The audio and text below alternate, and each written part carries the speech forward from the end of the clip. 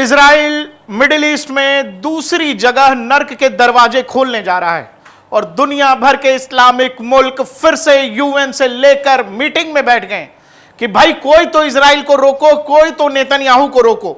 और उसका कारण जानते हैं क्या है? ये गिनती कर लीजिए, ये जो है हमारे पीछे ये तस्वीर और ये भीड़, वो इसीलिए भीड़ है कि लेबनान और इजराइल बॉर्डर पर हिजबुल्लाह के अटैक में कुछ बच्चे जो हैं वो अब चल बसे, वो इस दुनिया में नहीं है। ये बच्चे एक फुटबॉल मैदान में फुटबॉल खेल रहे थे और वहां पर अचानक हिजबुल्लाह का अटैक होता है। दुनिया भर में पिछले 6 महीने से जो कुछ गाजा के अंदर इजरायली सेना ऑपरेशन चला रही है, उसको लेकर दुनिया भर के लोग तरह तरह का ज्ञान इजराइल को दे रहे हैं कि भाई मानवता का दृश्य देखो, मानवता दिखाओ, ये काम मत करो जो गाजा में कर रहे हो। लेकिन सवाल यह है कि एक छोटा सा देश जो चारों तरफ से किस तरह के लोगों से घिरा हुआ है, अगर उस पर लगातार हमले होते रहेंगे तो फिर वो दुनिया को कैसे जवाब दे? क्या रास्ता है इजराइल के पास? क्या इजराइल को कुछ लोग वहां चैन से जीने दे रहे हैं और इजराइल जानबूझकर लोगों को परेशान कर रहा है? मिडिल ईस्ट में 7 अक्टूबर को 2023 में जो कुछ इजराइल में हुआ, वो दुनिया में बहुत कम ऐसे उदाहरण है। अचानक से इजराइल की सीमा में इतने सारे लोग घुस जाते हैं, अज्ञात लोग, किस तरफ से? गाजा की तरफ से। और दुनिया भर ने देखा जो कुछ वहां की यहूदियों के साथ, महिलाओं के साथ, बेटियों के साथ, छोटे बच्चों के साथ हुआ। और अब यही कहानी फिर से दोहराए जाने की कोशिश है और दुनिया के बड़े आतंकी संगठनों में से एक हिजबुल्लाह अब बिल्कुल अपने रडार में ले लिया है उसने इजराइल को, और वो फुल फ्लेजेड वॉर की तरह से देखता है इसको कि वो इजराइल पर अटैक करने की एक तरह की घोषणा है, जब वो खुलेआम रॉकेट से इस तरह बच्चों को हलाक कर देता है। गोलन वैली की यह घटना है जिसमें 12 बच्चे, जहां फुटबॉल मैदान में छोटे बच्चे खेल रहे थे, अब वो उस दुनिया में नहीं है। इजरायली कैबिनेट ने फुल फ्लेजेड वॉर की घोषणा कर दी है लेबनान के खिलाफ, और हो सकता है आज रात तक या कल सुबह तक या अगले 2 दिन में इजरायली ऑपरेशन, ग्राउंड ऑपरेशन जैसा आपने गाजा में देखा, वो लेबनान में देख सकते हैं। मिडिल ईस्ट में जितने भी हवाई सेवाएं हैं लेबनान को लेकर, वो सारी रोक दी गई हैं। यूरोप ने अपने लोगों को वापस बुला दिया है। फ्रांस ने नोटिफिकेशन दे दिया है कि भाई जो भी हमारे लोग हैं वो वापस मुल्क लौट जाएं। लेबनान में एक तरह से 2 तरफा युद्ध में पड़ने जा रहा है इजराइल। ऑलरेडी वो पिछले 6-7 महीनों से गाजा में लड़ रहा है हमास के खिलाफ। अभी भी हमास ने सरेंडर नहीं किया है। दूसरी तरफ एक और युद्ध का मोर्चा इजराइल खोलने जा रहा है, या यूं कहें कि इजराइल को बेबस किया जा रहा है उस दूसरे युद्ध के मोर्चे के लिए। और आप जब मिडिल ईस्ट की राजनीति देखेंगे या समझेंगे, या मिडिल ईस्ट का मौजूदा सिचुएशन जब देख रहे हैं, तो उसमें एक शख्स को बिल्कुल मत भूलिएगा, वो है खामनेई। ये जो कुछ भी इजराइल के साथ या इजराइल जो कर रहा है, उन सब में कहीं ना कहीं एक कॉमन कहानी है, वो है ईरान और खामनेई। खामनेई कह लें या ईरान कह लें, ये जो है वो हिजबुल्लाह और हमास को ईरान हमेशा सपोर्ट करता है, पैसे देता है, हथियार देता है। किसके खिलाफ? इजराइल के खिलाफ। या मिडिल ईस्ट में जो भी अमेरिकी सैन्य अड्डे हैं उन पर हमलों के लिए ये उन आतंकी संगठनों को, वो चाहे हूती विद्रोही हो या हिजबुल्लाह हो या फिर हमास, उनको तैयार कराते हैं, ट्रेनिंग देते हैं। अक्टूबर 2023 में जो कुछ इजराइल के अंदर हुआ, हमास को ट्रेनिंग कहते हैं हिजबुल्लाह ने दी थी। दुनिया में अभी जितने भी अलग अलग इस तरह के विद्रोही गुट या आतंकी संगठन है, उनमें सबसे ताकतवर हिजबुल्लाह माना जाता है। हिजबुल्लाह के पास आधुनिक हथियार है। अब आप ये समझो कि जिस इजराइल के पास माइटी आयरन डोम है, जिसकी दुनिया धाक मानती है कि भाई डिफेंस सिस्टम की दुनिया में आयरन डोम से बेहतरीन डिफेंस सिस्टम नहीं है, उस आयरन डोम के रहते हुए गोलन वैली में यह हो जाता है। और अब आयरन डोम पर भी बहुत सारे सवाल हैं, क्योंकि आयरन डोम के होते हुए भी 2023 वाली घटना हो गई थी।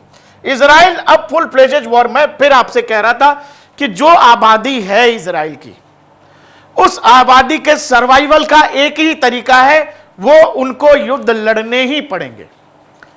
आप लड़ाई टाल नहीं सकते।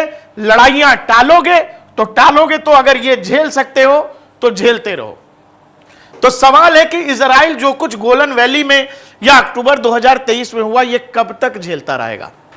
इजराइल एक ऐसा सिचुएशन मिडिल ईस्ट में क्रिएट कर देना चाहता है कि वो अगले 50 साल या 40 साल तक अपनी नेक्स्ट जनरेशन को शांति में रख सके। और यही कारण है कि पिछले 6, 7, 8 महीने से गाजा के अंदर इजरायली ऑपरेशन लगातार चल रहा है, बावजूद इसके कि अमेरिका ने यह कह दिया कि भैया हथियार नहीं देंगे तुमको।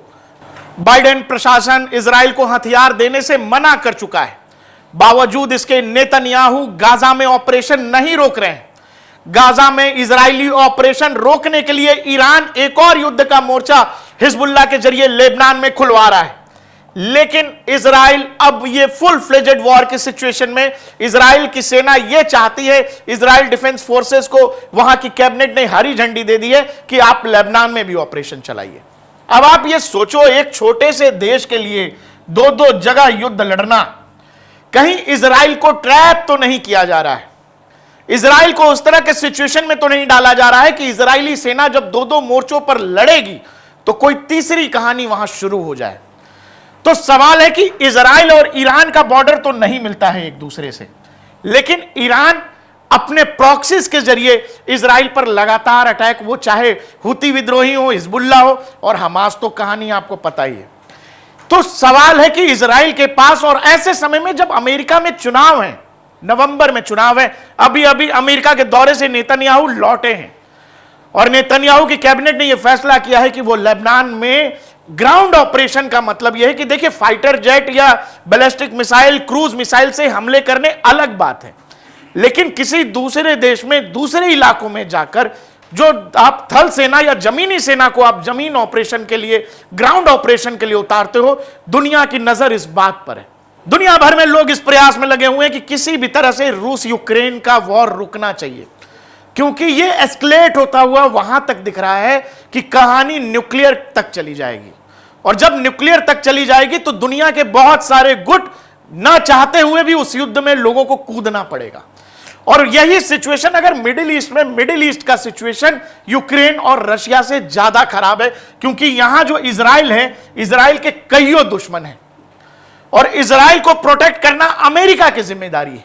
लेकिन अमेरिका में ऐसी गवर्नमेंट है जो पिछले 4 साल से किस तरह से चल रही है वो दुनिया जान रही है, और अमेरिकी चुनाव है। ऐसे में इजराइल का लेबनान के अंदर ऑपरेशन चलाना इजराइल के लिए भी घातक सिद्ध हो सकता है, क्योंकि मिडिल ईस्ट में दुनिया जानती है एक मिलिट्री माइट है, वो है ईरान। ईरान ग्राउंड ऑपरेशन तो जरूर मुश्किल होगा इजराइल पर करना, लेकिन ईरान के ड्रोन्स और ईरान की बैलिस्टिक मिसाइल्स की कैपेबिलिटी जो है वो इजराइल तक जरूर हिट कर सकती है। और इजराइल का डर यही है कि इजरायली कैबिनेट ने हां तो कह दिया है, लेकिन फिर भी बार बार वो सोच रहे हैं कि क्या लेबनान के अंदर भाई कितनी भी बड़ी आपकी सेना हो, आप जब 2-2 मोर्चों पर लड़ते हो तो दुनिया में आपकी कमी के बारे में पता लगता है। आखिर दुनिया को यह कैसे पता लग गया कि आपका आयरन डोम फेल है? लेबनान की तरफ से हिजबुल्लाह अटैक करता है बैलिस्टिक मिसाइल, और वहां 12 बच्चों के साथ जो कुछ होता है, तो फिर आयरन डोम ने क्यों नहीं डिटेक्ट किया? जबकि कहानी आयरन डोम के सक्सेस रेट की 99.9 तक है। 100 में से 99 से ज्यादा हथियार जो है हवा में मार गिराता है आयरन डोम। लेकिन आयरन डोम के होते हुए गोलन घाटी में जो कुछ हुआ वो इजरायली डिफेंस के ऊपर बड़े सवाल खड़े करता है। लेबनान की राजधानी बेरूत से सारी इंटरनेशनल फ्लाइटें कैंसिल हैं, दुनिया भर की उड़ानें रद्द हैं, और इजरायली फोर्सेस यहां खड़ी है बस अपने नेतृत्व के एक इशारे पर, और लेबनान के अंदर इजरायली फोर्सेस दाखिल हो जाएंगी और एक बड़ा ऑपरेशन चालू हो जाएगा, जैसा गाजा के अंदर ऑलरेडी चल रहा है। गाजा के आखिरी इलाके में चल रहा है, राफा वाला इलाका जो मिस्र से सटा हुआ है, वहां ऑपरेशन चल रहा है। अब इजरायली फोर्सेस यहां मूव कर चुकी हैं। पता है उनको कि आप चाहे जितना फाइटर प्लेन से मार लें, बैलिस्टिक मिसाइल से मार लें, ड्रोन से मार लें, जब तक बूट्स ऑन द ग्राउंड नहीं होंगे आप चीजों को कंट्रोल नहीं कर सकते। और हिजबुल्लाह दुनिया का सबसे बड़ा ताकतवर विद्रोही संगठन है और उसके पीछे ईरान खड़ा है। दुनिया भर के अखबार लिख रहे हैं कि क्या आईडीएफ, इजरायली डिफेंस फोर्सेस सही अपॉर्चुनिटी का इंतजार कर रही है लेबनान पर अटैक करने के लिए, हिजबुल्लाह के लिए। हिजबुल्लाह लगातार मिसाइल अटैक कर रहा है। इसके अलावा कैबिनेट ने कह दिया कि भैया आप जाइए। अब इजराइल, सवाल है कि ये जो सर्वाइवल की लड़ाई है इजराइल की, जिसमें यह बात तो तय हुई कि पिछले 6-7 महीने से भी लड़कर इजराइल अपनी सेफ्टी, अपनी सुरक्षा तय नहीं कर सका है। उसके छोटे बच्चे इस युद्ध में खत्म हो रहे हैं, दुनिया से जा रहे हैं, और दुनिया भर के लोग, दुनिया भर के देश, बहुत सारी ताकतें इजराइल को मानवता का पाठ पढ़ा रही हैं। तो इजराइल ये युद्ध वैसे ही लड़ेगा जैसे वो लड़ता आया है। इजरायली सेना अगले कुछ घंटों में लेबनान में घुसने जा रही है, और दुनिया भर के इस्लामिक देश, अरब ममालिक बस ये तमाशा देख रहे हैं। लेबनान में फिर से इजरायली सेना घुसेगी, और क्या दुनिया भर के मुसलमान या इस्लामिक देश यूं ही देखते रहेंगे, या इजराइल के लिए कुछ सोचेंगे भी?